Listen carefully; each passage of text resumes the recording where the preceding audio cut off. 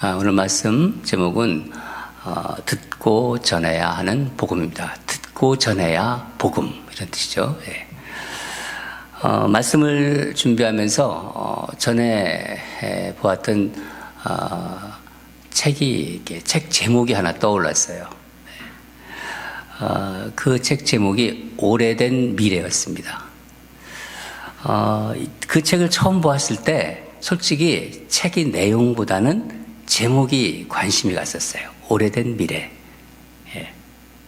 부제목도 있었는데 라다크로부터 배운다, 그런 뜻이에요. 라다크로 배운다라는 제목 부제로 붙어있던 책이었습니다. 지난주에 이 책을 다시 꺼내서 몇 부분을 이렇게 훑어보았어요. 라다크로부터 배운다에서 이 라다크는 지금의 이 티벳 고원지대에 있는 작은 마을 이름을 라다크라고 합니다. 마을 전체가 이렇게 가족과 같은 분위기의 그 동네예요. 그래서 마을 사람들이 항상 이렇게 행복하고 미소가 항상 끊이지 않았던 그런 아름다운 작은 마을이었습니다.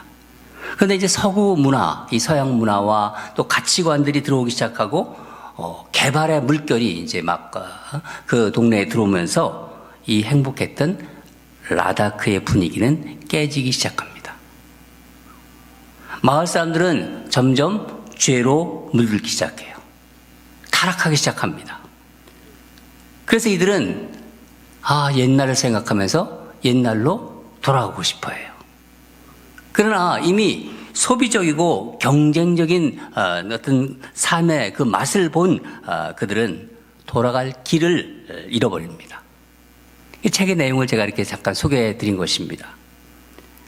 저자가 무엇을 말하려고 하는 것인가 생각해 보았는데, 결국 우리가 꿈꾸는 미래란 우리가 잃어버린 오래된 것임을 알려주려고 했던 것 같아요.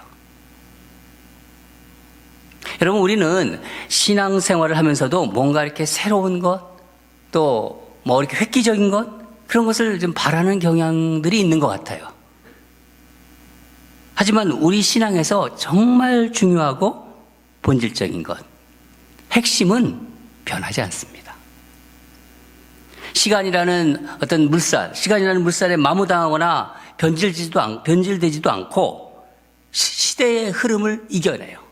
시대의 흐름을 이기면서 여전히 우리의 삶의 본질, 한가운데 서 있습니다.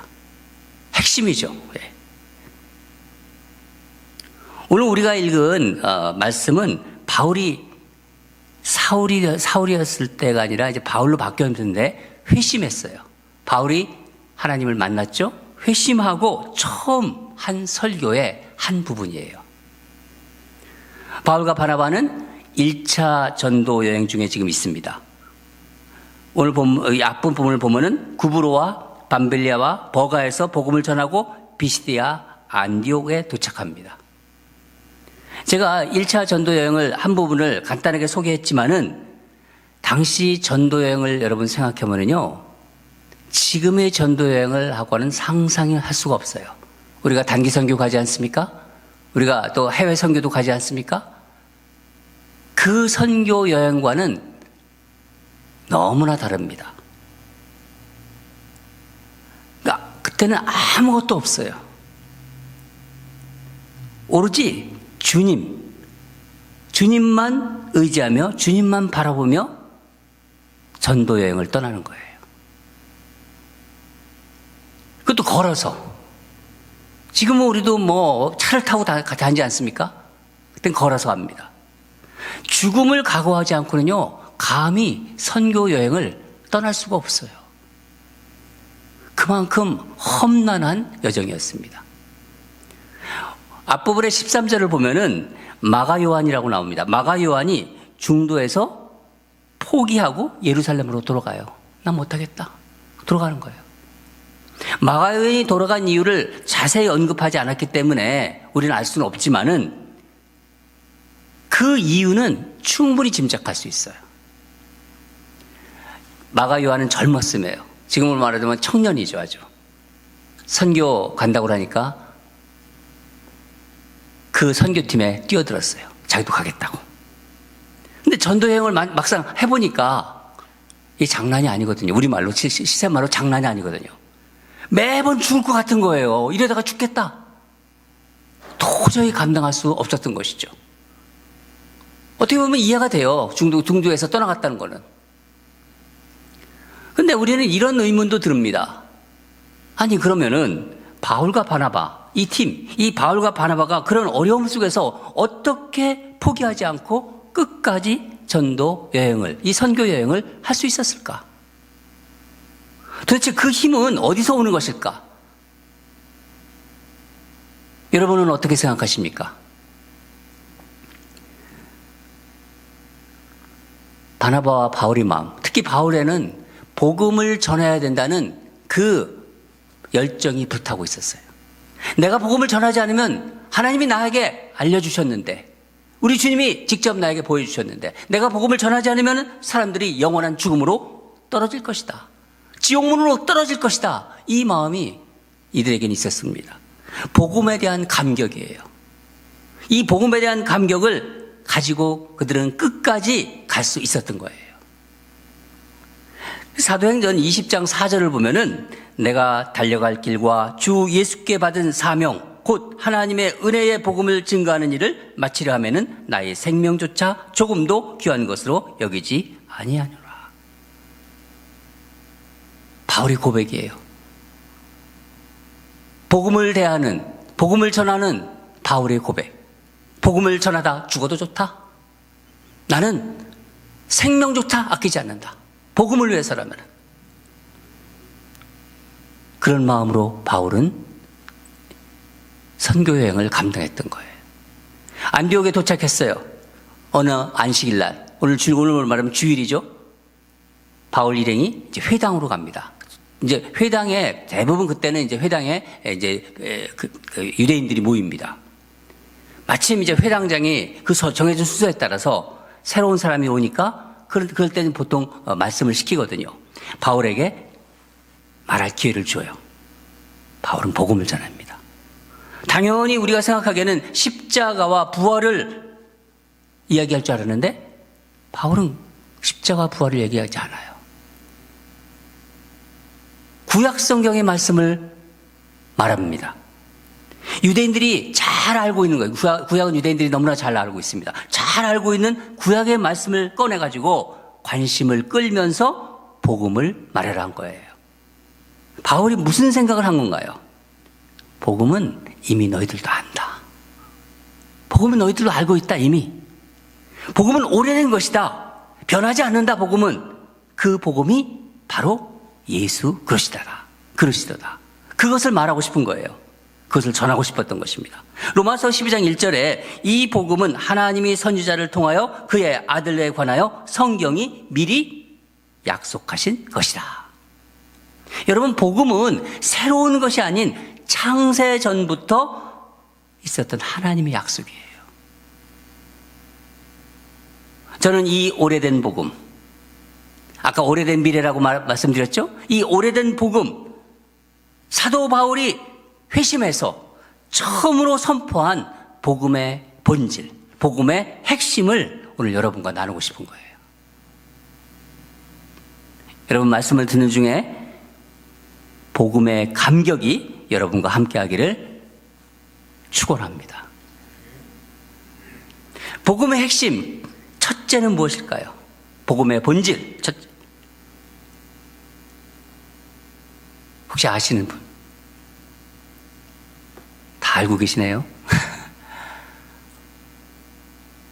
복음의 핵심, 본질. 우리가 죄사함을 받았다는 거예요.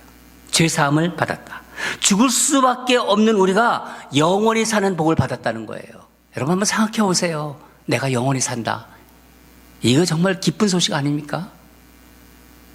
그냥 흘려버릴 수 없는 말이잖아요.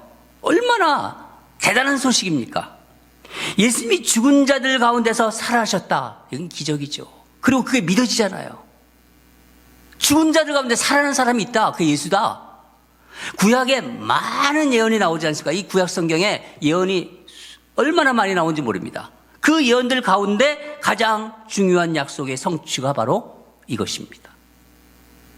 죽은 자들 가운데서 살아나셨다. 여러분, 구약은 한마디로 말하면 뭡니까? 오실 예수님에 대한 이야기예요. 오실 메시아, 이 세상에 메시아가 오실 텐데 그 메시아를 오실 메시아에 대해서 증거하는 말씀입니다. 그럼 신약은 뭐예요? 오신 메시아, 오신 예수 그리스도에 대한 이야기입니다. 바울은 예수님이 죽음에서 부활하신 것은 우연이 아니다. 이건 우연이 아니다.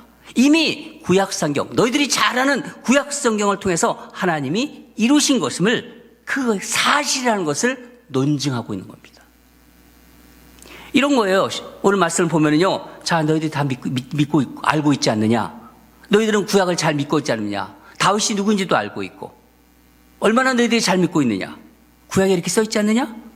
너희가 잘 아는 다윗의 입을 통해서 하나님께서 하신 말씀을 보아라. 먼저 그렇게 얘기합니다. 33절 보면은 하나님이 예수를 일으키사 우리 자녀들에게 이 약속을 이루게 하셨다. 약속한 것이라는 거예요. 시편 2편 7절을 통해서 그것을 인용합니다. 너는 내 아들이라 오늘 너를 낳았다. 시편에 이렇게 나와 있지 않느냐? 34절 하나님께서 죽은 자 가운데서 그를 일으키셨다. 예수는 언급하지 않아요. 그를 일으키셨다. 35절 다시 썩음을 당하지 않게 하시다. 아니, 땅에 묻었는데 썩지 않는다. 누구를 얘기하는 거예요?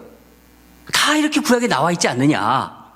이사야 말씀과 시편 말씀을 인용하면서 복음을 전하는 거예요. 썩지 않겠다고 하셨는데, 하시겠다고 했는데 누구를 말하는 거냐 그러는 거예요.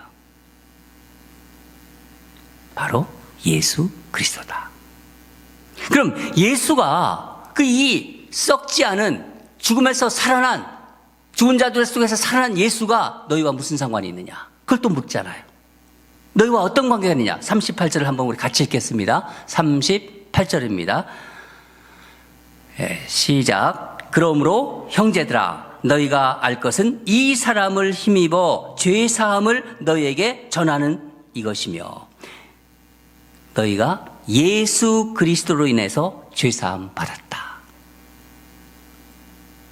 이 사람이 여러분 누구죠? 바로 예수 그리스도입니다.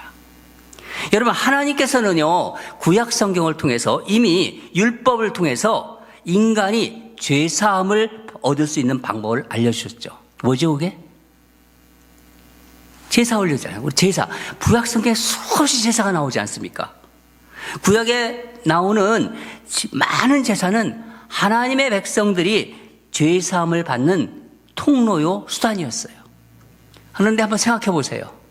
죄를 지을 때마다, 인간이 죄를 지을 때마다 동물을 잡아요. 송아지를 잡고 양을 잡고 잡으면서 그것을 잡아가지고 각을 떠가지고 피를 쏟아요. 또 태워요.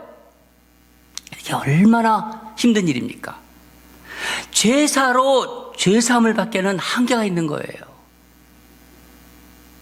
그러나 하나님께서 우리를 사랑하셔서, 인간을 사랑하셔서 예수님을 보내서, 예수님이 세상에 오셔서 단번에 십자가의 제물이 되셨어요.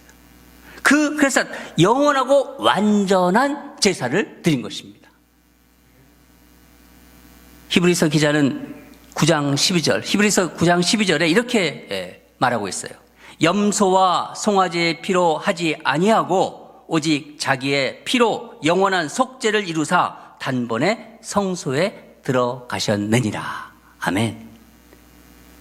예수님은 인간의 모든 죄를 짊어지시고 십자가에서 죽으셨고, 그런데 3일 만에 부활하셨어요. 여러분, 이것이 복음이에요. 이게 믿어지는 사람이 있잖아요. 안 믿어지는 사람도 많지만은, 여러분, 이것이 믿는 사람은요, 복음을 아는 거예요. 이것이 바로 구원입니다. 믿는 자. 예수님께서 우리를 위해서 이 땅에 오셔서 우리의 모든 죄를 짊어지시고 십자가에서 죽으시고 3일 만에 살아나셨다. 나는 이것을 믿는다. 이것이 바로 구원받은 자입니다. 십자가와 부활이 예수님께서 이 세상에 오신 목적이라고 볼 수 있는 거예요. 요한복음 1장 12절을 보면은 영접하는 자, 그 이름을 믿는 자에게는 하나님의 자녀가 되는 권세를 주셨으니. 예. 십자가와 부활을 그 믿는 자, 예수님을 믿는 자는 하나님의 자녀라는 거예요. 하나님의 백성. 그래서 바울이 선포합니다. 로마서 8장 1절을 보면은 그러므로 이제 예수 그리스도 안에 있는 자에게는 결코 정죄함이 없느니라. 아멘. 근데 복음을 우리가 얘기하다 보면은요, 이런 반응을 나타내는 분들이 있어요. 아우, 오늘 말씀 좋아요. 좋은 말씀이세요. 이래요. 그리고 마음속으로는 겉으로는 얘기를 못하지만은, 아니, 근데 그게 나하고 무슨 상관이야. 내가 먹고 사는 거하고 지금 무슨 상관이야. 이렇게 생각하는 분들이 의외로 많아요.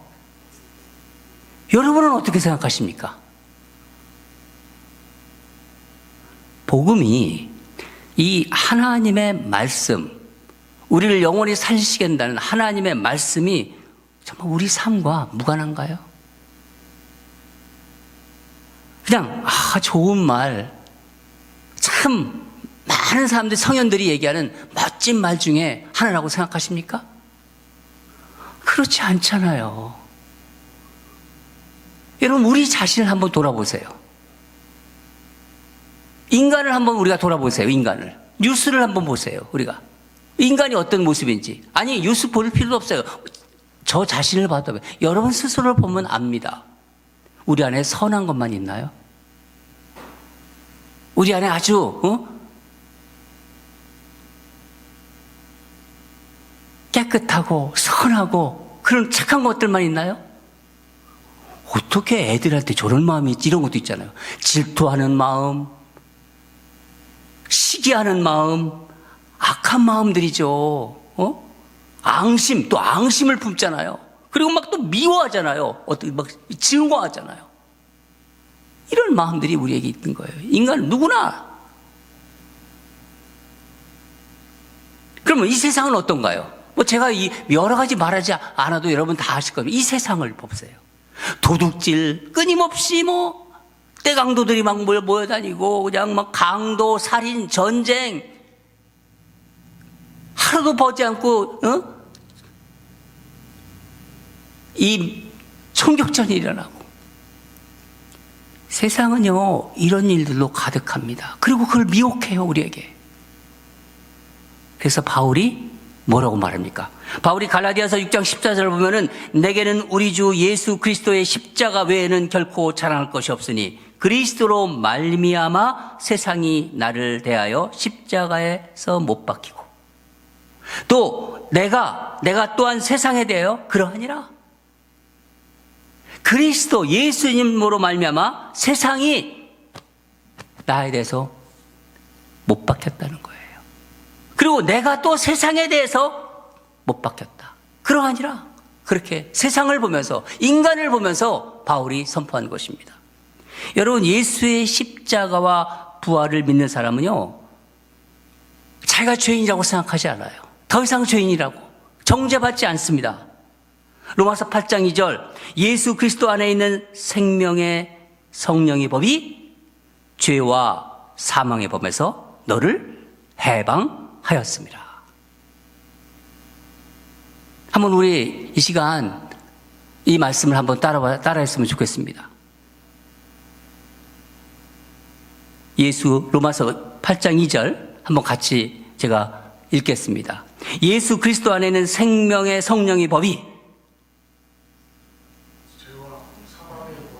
너를 해방하였습니다. 예수 그리스도 안에 있는 생명의 성령의 법이 죄와 사망의 법에서 너를 해방하였습니다. 아멘. 그러니까 예수 그리스도 안에 있는 자에게는 결코 정죄함이 없는 거예요. 어째서? 오늘 우리가 이걸 읽었지 않습니까? 그리스도 예수 안에 있는 생명의 성령의 법이 죄와 사망의 법에서 우리를 해방시켰다. 그런데요, 우리가 한번 생각해 보세요. 교회를 다니고 믿음이 있다는 분들을 한번 이렇게 돌아보세요. 실제로는요, 의외로 복음을 모르는 분들이 많아요. 교회를 다녀요. 하나님 믿는다고 그래요. 그런데 복음을 잘 몰라요. 그리고 늘 이런 말을 합니다. 아유, 제가 죄가 많아서. 교회를 다니며 여전히 죄의 상처에 매여 살아요. 별로 세상 사람과 다르지가 않아요. 교회만 그냥 오는 거지 뭐 특별히 다른 게 없어요. 예수를 믿는다는데도 늘 자기 감정에 빠져요. 자기 생각 거기에 매여서 살아요.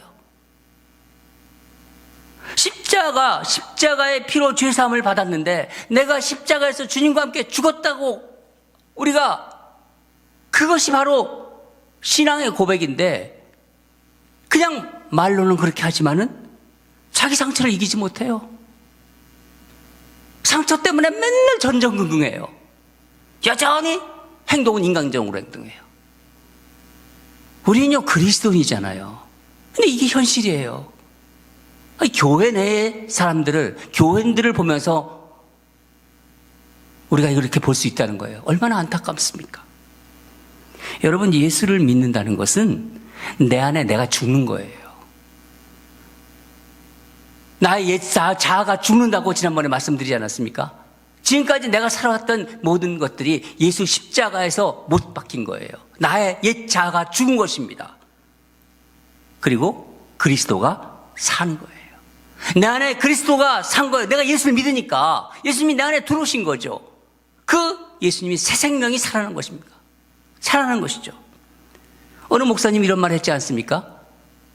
나는 죽고 예수로 산다. 나는 죽고 예수로 산다. 그게 그리스도인들입니다. 예, 맞죠? 맞습니다. 근데 마귀는요, 우리가 죄를 지을 때마다 찾아와요. 속삭여요. 네가 무슨 하나님 믿니? 너 교인이냐? 너 YBC 교인이냐? 네가 그래가지고 뭐 하나님 믿는다고? 네가 하는 짓을 봐라. 죄책감에 사로잡히게 만듭니다. 여러분, 그런 생각이 들 때마다 우리가 이 세상에서 하나님을 믿고 그리스도인으로 살아가지만은 죄에서 자유롭지 못하지 않습니까? 죄를 질 때도 있어요. 그렇지만은요, 죄를 질 때 마귀가 자기를 흔들고 죄책감을 불어넣을 때마다 여러분 선포하십시오. 나는 예수 그리스도의 피로 죄사함을 받은 하나님의 자녀다. 나는 하나님의 자녀다.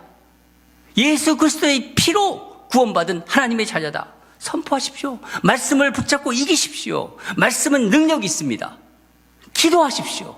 그냥 자기 생각을 기도하는 게 아니라 성령에 매여서 기도하세요. 성령이 말하는 대로, 성령이 생각 주시는 대로 부끄러워하지 마시고 기도하세요. 나는 이런 기도하고서 오늘 끝낸다. 이게 아닙니다. 그냥 일어나서 하나님이 주시는 마음을 가지고 기도하십시오. 성령께서 어떻게 기도하신지를 그거를 따라가십시오. 그러면요, 주님이 우리의 마음과 생각을 지키십니다. 여러분, 예수님께서 십자가에서 우리 죄값을 이미 다 지불하셨어요. 그런데 왜 이미 다 예수님이 계산 끝냈는데 왜 우리가 다시 또 계산하려고 그래요? 갈라디아서 2장 21절을 보면요, 만일 의롭게 되는 것이 율법으로 말미암으면 그리스도께서 헛되이 죽으셨느니라. 예수님이 십자가의 죽음을 절대로 헛되게 하지 마시기 바랍니다. 복음의 또 하나의 핵심은 의로움의 회복이에요. 하나는 죄사함, 하나는 의로움. 두 가지가 바로 핵심입니다. 하나님은 속죄의 약속만이 아니라 우리를 의롭게 여기시겠다고 약속하셨어요. 누구 때문에? 바로 예수님 때문에. 예수님으로 인해서 의의 옷을 입혀주셨습니다. 칭의의 약속이에요. 우리가 바로 의인이 된 거 아니라 예수님을 보면서 바로 우리를 의인으로 삼아주신다고 하셨어요. 의인으로 간주해 주신다고. 그게 바로 칭의입니다. 칭의. 신앙용어로. 예수를 믿는 자에게 예수님의 그 의로운 옷을 입혀주신 거예요. 우리를 보면서 예수를 보는 거예요. 우리 39절을 같이 한번 읽겠습니다. 39절 시작. 또 모세의 율법으로 너희가 의롭다 하심을 얻지 못하던 모든 일에도 이 사람을 힘입어 믿는 자마다 의롭다 하심을 얻는 이것이라. 여러분, 바울을 우리가 잘 알지 않습니까? 바울은요, 율법에 능통한 자였어요. 그러나 아무리 율법을 잘 알고 율법을 지키려고 해도 율법을 다 지킬 수 없다는 것을 너무나 잘 알고 있었어요. 하나님을 잘 믿는다는 이 자부하는 유대인들도 마찬가지입니다. 아마 상상하건대 바울은 이들에게 이렇게 얘기했을 거예요. 너희가 율법 잘 알지. 율법 아무리 읽고 아무리 외우고 또 그것을 지킨다고 하지만은 그것으로 너희들이 의롭게 된다는 거 너희들 안 된다는 거 알지 않느냐. 의롭다함을 받을 수 있냐? 율법으로는 의로움을 받을 수 없지 않느냐. 그것은 나도 알고 너희도 알고 하나님도 안다. 그렇게 말하고 싶었던 거예요. 그러니 십자가에서 모든 율법을 폐하신 예수 그리스도를 믿어라. 그러면 너희 모든 죄가 용서함을 받을 것이고 사함을 받을 것이요 하나님이 너희를 의롭게 여길 것이다. 그 말을 하고 싶었던 거죠. 39절 우리가 보면요, 이 사람의 힘입어 믿는 자마다 의롭다 하심을 얻는 이것이라. 이 사람이 누굽니까? 바로 예수 그리스도. 하나님은 십자가의 예수님을 보시고 예수를 믿는 자마다 의로운 자녀로 간주해 주겠다고 약속하셨어요.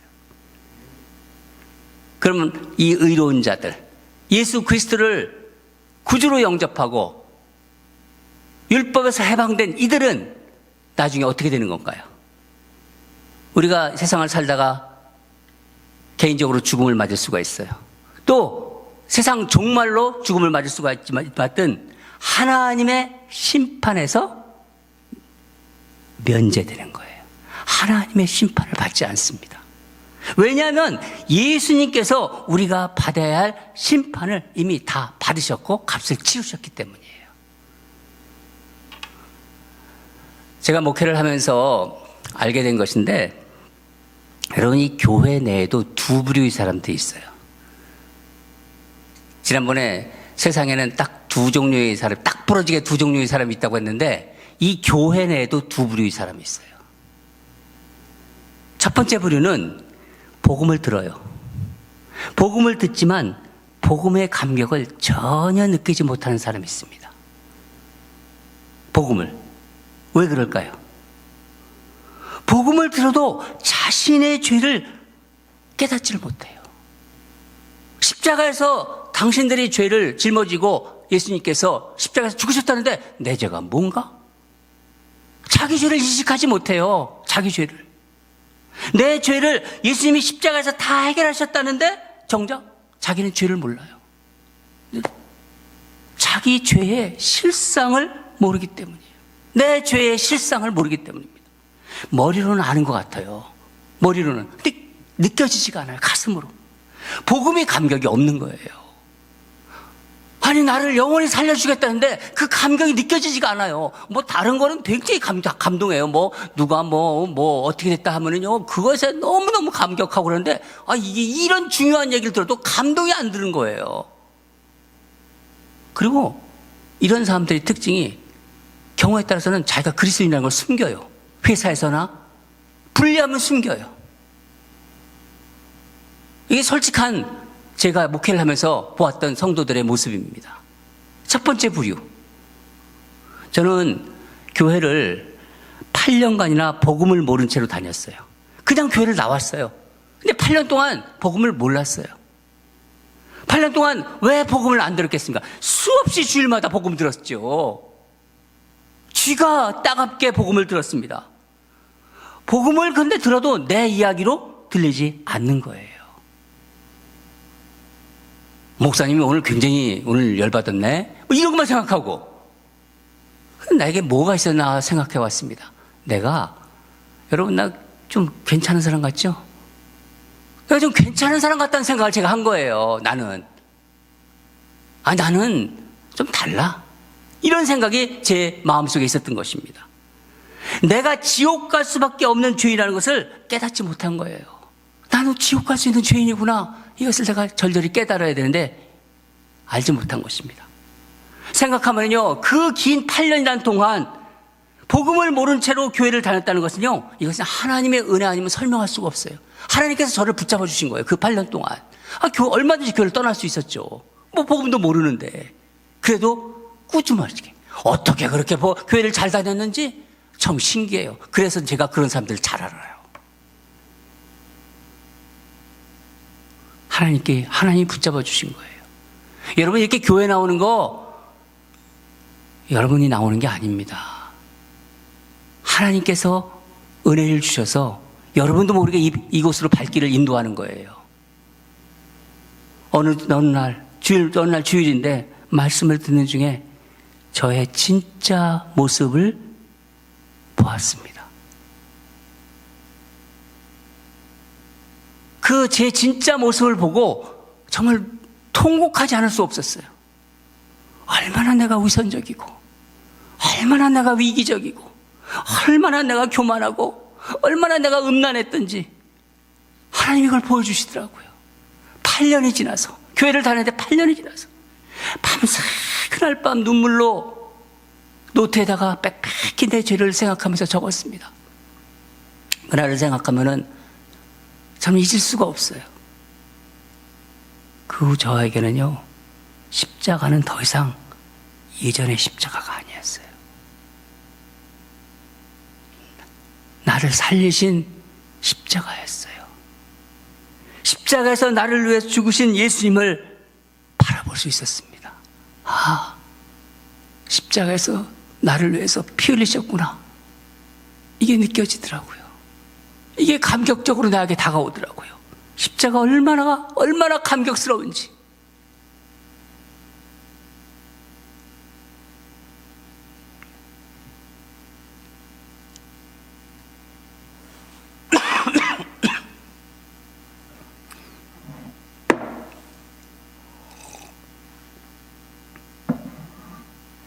그럼 두 번째 부류는 어떤 사람일까요?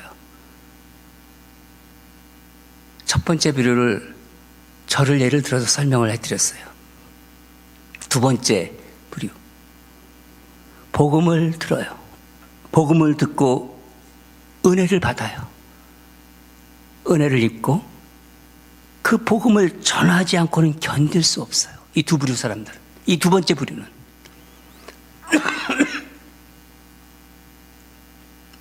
마치 예수님께서 우물가에서 수가성 여인, 그러니까 사마리아 여인을 만나지 않았습니까? 마치 그 예수님을 우물가에서 만난 수가성 여인이 어떡합니까? 예수님과 대화 중에서 메시아를 알고 나서 물동이를 버려둔 채로 동네로 막 달려들어가잖아요. 그래서 뭐로 갑니까? 요한복음 4장 29절 보면은 내가 행한 모든 일을 내게 말한 사람을 와서 보라. 이는 그리스도가 아니냐. 견딜 수가 없는 거예요. 이 절망 속에 있던 여인이, 수가성 여인, 우물가 여인이, 그것도 사람들을 피해서 정오에 나와서 물을 길었던 이 여인이 주님을 만나고서 메시아를 만나고 견딜 수가 없는 거예요. 내가 예수님을 만났다는 거예요. 바울은 어땠습니까? 고린도전서 9장 16절에서 바울은 이렇게 고백합니다. 내가 복음을 전할지라도 자랑할 것이 없음은 내가 부득불할 일입니다. 할 일입니다. 만일 복음을 전하지 않으면 내게 화가 있을 것이다. 복음을 전하지 않으면 내가 화가 당한대요. 그 정도로 바울은 복음의 감격에 빠져 있었던 거예요. 이런 복음의 감격이 있었기에 사도 바울은 끝까지 전도할 수 있고 로마까지 가고 온 세계를 복음으로 뒤집을 수 있었던 것입니다. 여러분은 어떤 교인입니까? 성령께서 여러분에게 묻습니다. 여러분은 어떤 부류의 교인입니까? 여러분, 복음은 듣고 전해야 진정 복음입니다. 내가 복음을 알아요. 복음을 들었어요. 전해야 복음입니다. 바울은요, 복음을 전하고 이렇게 딱 둘러본 거예요. 전하고 딱 보니까 복음을 거부하고 멸시하는 분위기예요. 그러니까 바울이 뭐라고 합니까? 하박국 선지자의 말씀을 인용해서 선포합니다. 그게 41절. 보라, 멸시하는 사람들아, 너희는 놀라고 멸망하라. 얼마나 당당해요. 비굴하지 않습니다. 이 무슨 말씀입니까? 복음을 거부하고 멸시하는 자들에게 하나님의 심판이 임하리라는 거예요. 한번 믿어주세요. 절대 그러지 않습니다. 복음은 이렇게 당당하게 선포할 수 있어야 됩니다. 바울은요, 복음을 전하면서 조금도 부끄러워하지 않았어요. 우리가 요즘 큐티하면서 그 말씀 나누지 않습니까? 사람들이 믿지 않을까봐 막 노심초사하고 그렇지도 않았어요. 또 믿기 위해서 막 타협하고 뭐 그냥 귀에 듣기 좋은 말만 하는 그런 사람이 아니었습니다. 바로 그리스도인은 그래야 됩니다. 사랑하는 여러분, 왜 오늘 하나님께서 우리에게 이 복음의 핵심을 다시 듣게 하시는 건가요? 그 이유가 무엇일까요? 여러분, 복음을 다시 만나라는 겁니다. 여러분, 복음을 정확히 합시다. 20년, 30년 권사요, 장로요, 심지어 목사가 돼서도 복음을 제대로 모르는 사람들이 있어요. 복음을 전하려고 그러면 뭐를 전해야 할지 모르는 사람들이 있어요. 십자가에서 죽으시고 부활하신 예수님, 나를 위해서 십자가에서 죽으시고 부활하신 예수님, 그 예수님을 믿으면 내가 죄의 용서함을 받고 하나님은 나를 의롭게 여겨주신다. 믿기만 하면 하나님의 자녀가 된다. 믿기만 하면 세상에서 가장 귀한 하나님의 자녀가 된다. 이게 복음이죠. 가장 좋은 소식이죠. 얼마나 이보다 더 큰 좋은 소식이 어디 있겠습니까? 사도 바울은 고린도전서 9장 16절에서 이렇게 선포해요. 이 복음은 모든 믿는 자에게 구원을 주시는 하나님의 능력이 됨이라.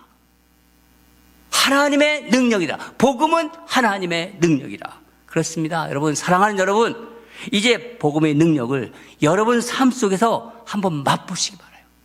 복음의 능력을 여러분이 살아가는 삶 속에서, 가정 속에서 한번 진하게 경험하시기를 바랍니다. 하나님은 복음으로 기뻐하는 우리를 보고 싶어 하세요.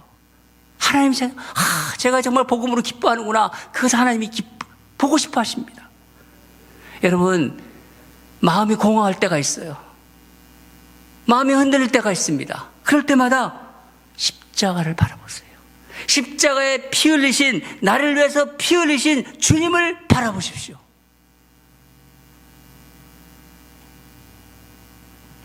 우리 이 은혜를 맛보는 저와 여러분의 되기를 주님 이름으로 축원합니다. 다 같이 기도하겠습니다.